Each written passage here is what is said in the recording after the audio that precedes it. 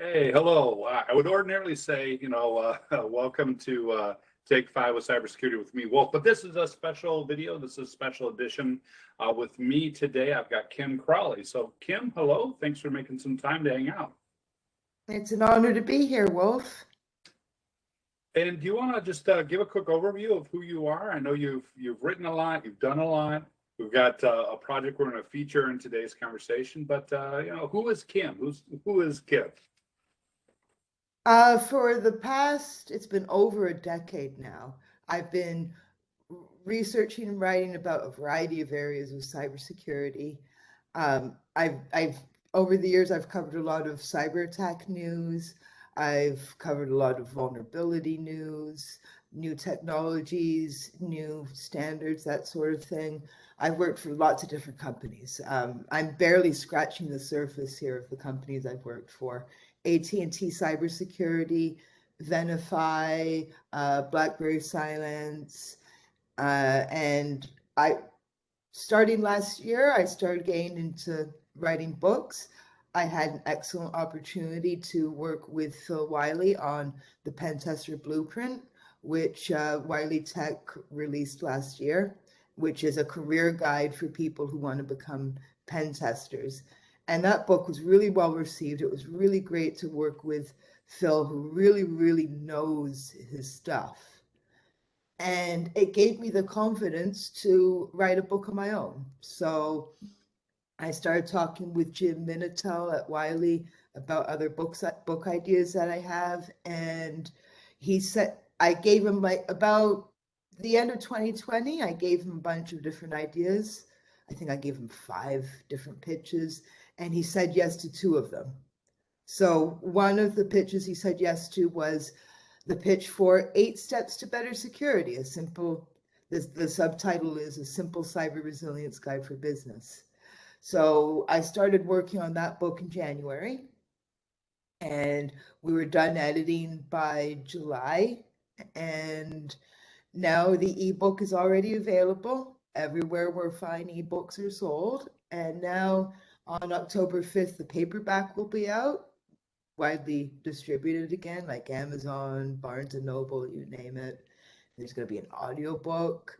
And the whole idea of the book is I've been spending so many years researching the needs of businesses when it comes to security hardening and being prepared for the ever-evolving cyber threat landscape. And I know that there are a lot of business people out there who have power and influence within their organizations, but they're not technical. Yeah. So I wrote this as a guide for largely non-technical business people, but it's also useful for various types of security practitioners to know where a business should start when it comes to developing a cybersecurity program and policies. And I lay everything out really simply by breaking it into 8 steps, more to make the whole curriculum manageable than anything else. So they're like 8 different areas that a business should focus on when it comes to improving their security posture. And yeah, the book has been really well received so far. A lot of the advice in my book is available in at least 30 other books, but I don't know of too many books that have the business cybersecurity 101 advice all in one book. And I have some unconventional advice in the book too. And I got to interview a lot of really, really insightful business leaders in security and people, CISOs and people with practical business cybersecurity experience, yourself included. So that was really useful to providing some firsthand experience to lend some color and some depth to the content in the book. And now let's see, I was hired by Hack the Box in April to run their blog, and the blog has had a really positive reception as well. And it was very important for that young and innovative cybersecurity company to have a blog that would draw people to their website and keep their user base engaged with what's going on with Hack the Box. So working with Hack the Box has been a really wonderful experience so far. They're such a great team. Their corporate culture is so great. And then other than that, I've been like doing some cyber threat intel for a Canadian bank, and I've been working on other writing projects. So yeah, I have a day job with a salary now with Hack the Box, which is very, very good. It provides some stability that I really needed in my career, but I still have like lots of different things going on. Yeah, and what I like about what you just said is, if I think back to my career when I was a young pup still trying to grow facial hair, I like what does hacking mean? I started when the movie Hackers came out. I'm like, where do you get to those terminals where you get the 3D zooming lights? That's what I want.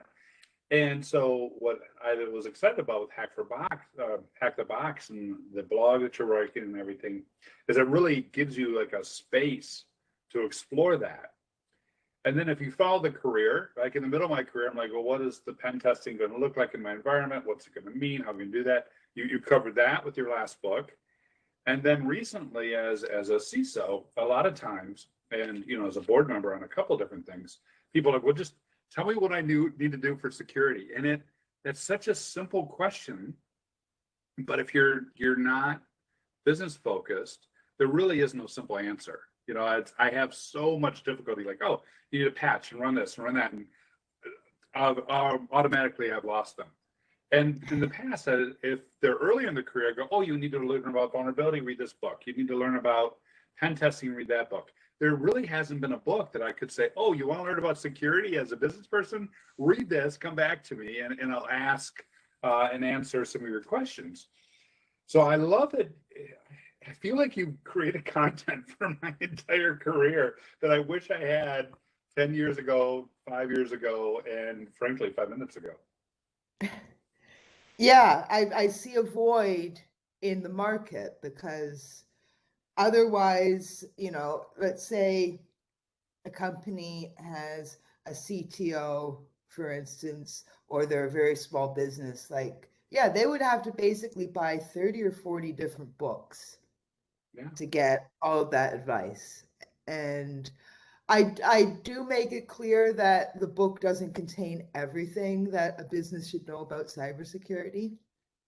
So in the last chapter, chapter 9, I recommend a lot of other books that they can move on to expand their knowledge in the different areas that I cover in the book. So, but yeah, I mean, there was never a book like this in the For Dummies series, I don't think. Mm-hmm. So this is like roughly equivalent to that, like kind of like business cybersecurity for dummies. So first thing is, if I'm a viewer and I'm like, hey, I need to educate my business, my leadership, my board about security, this is a great book. But as a security professional, you said something a minute ago that really had me curious. You said, oh, I've got some unconventional wisdom in this book. And without spoiling anything, can you tell me some of the more unconventional things that you uncovered that we might not know or might not think about as professionals? Yeah, internal threats are a big problem with a lot of organizations. And most of the conventional advice I see about hardening against internal cyber threats is pretty good, like the principle of least privilege, watching your employees. A lot of it is like principle of least privilege and monitoring your employees. Sure.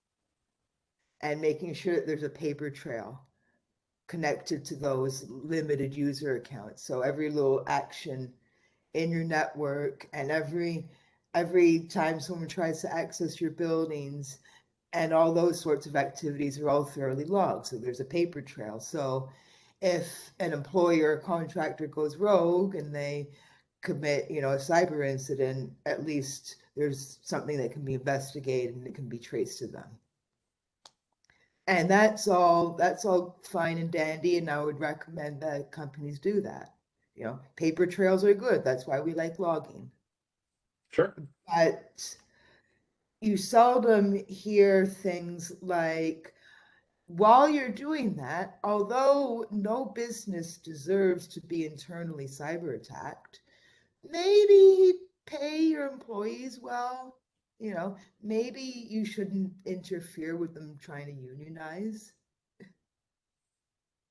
And you don't normally see that advice because a lot of the advice about preventing internal cyber threats is coming from organizations whose values align with like Wall Street Journal, for instance.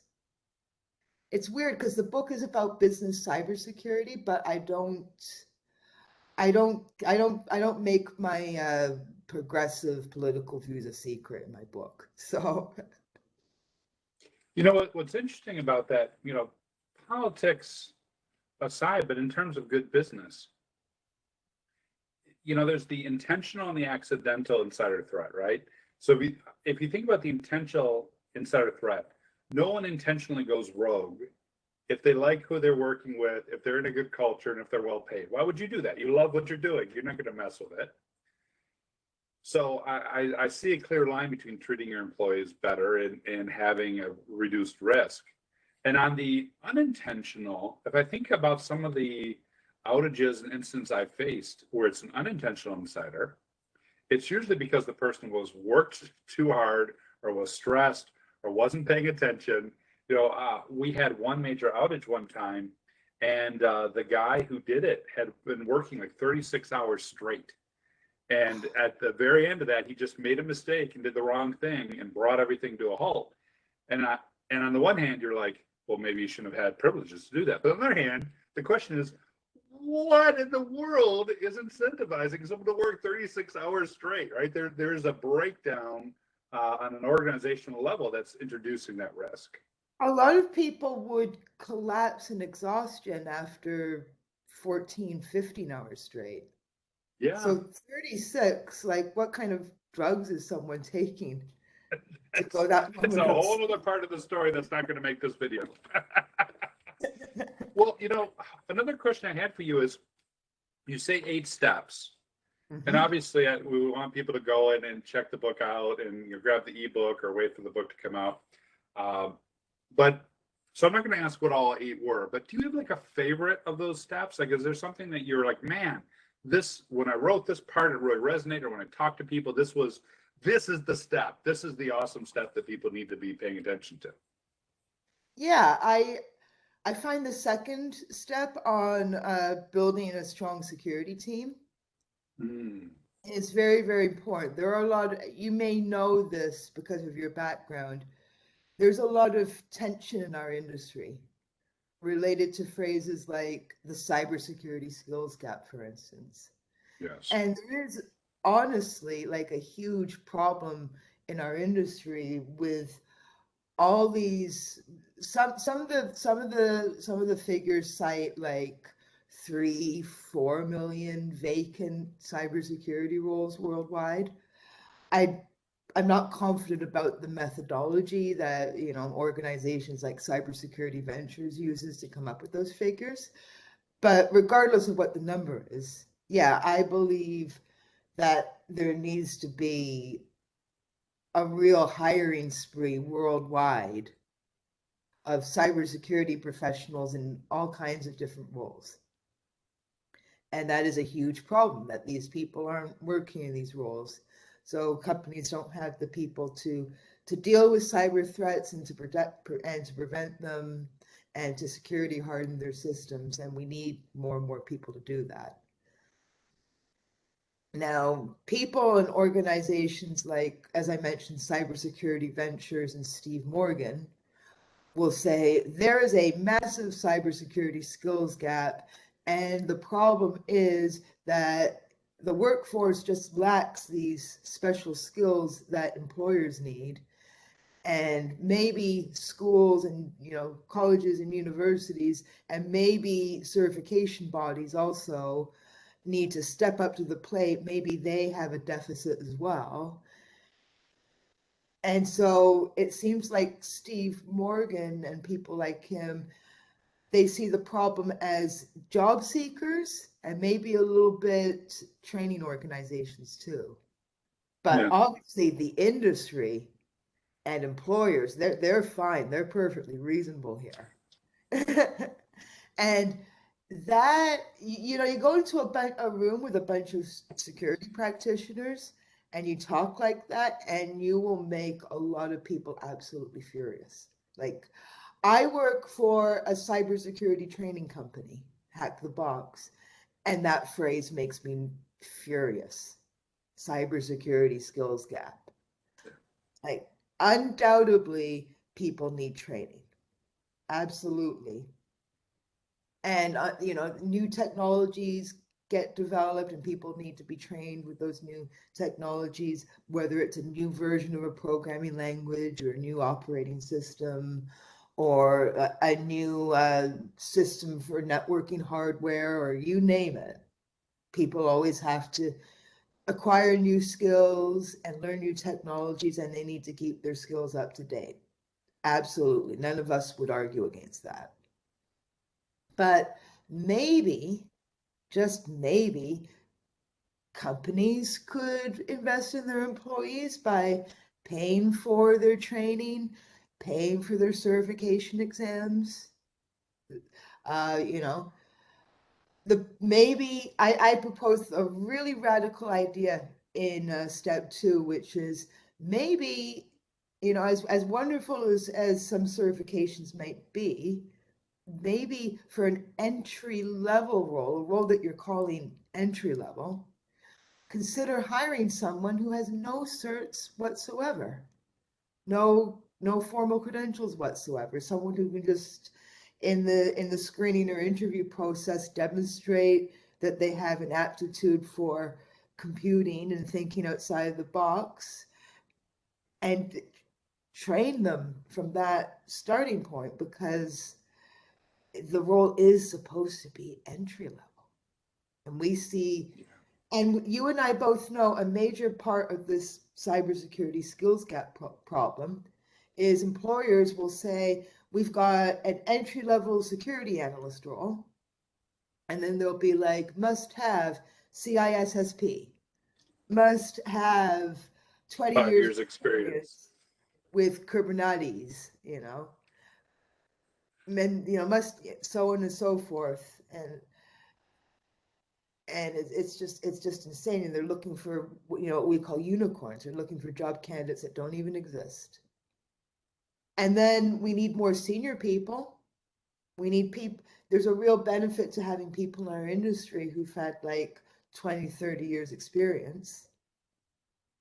And you know, but we're not going to produce people with 20, 30 years experience if we don't also hire kids fresh out of school to, you know, so that they can one day become, you know, battle hardened security professionals.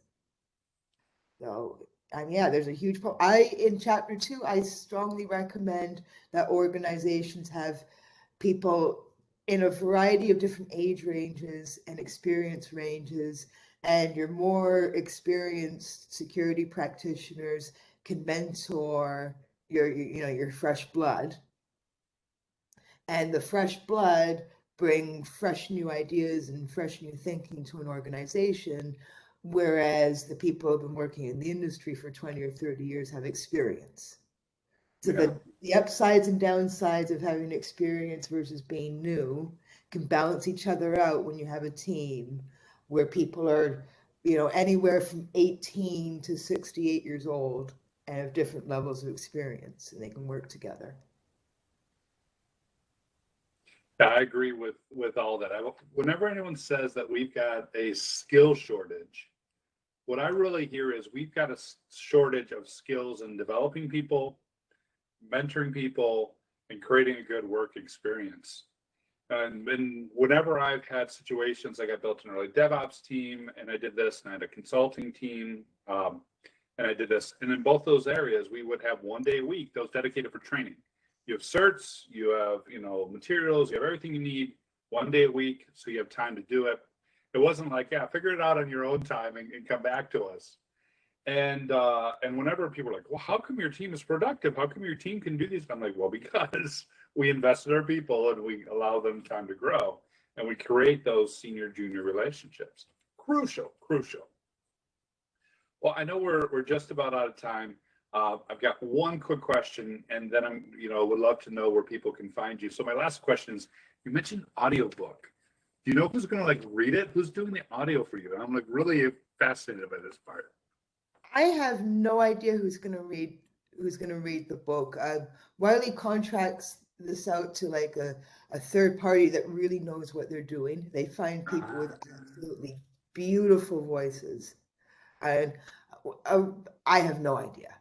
Frankly, I was told that the audio book is in the works, so I know they're going to pick someone who has a much sexier voice than what I have.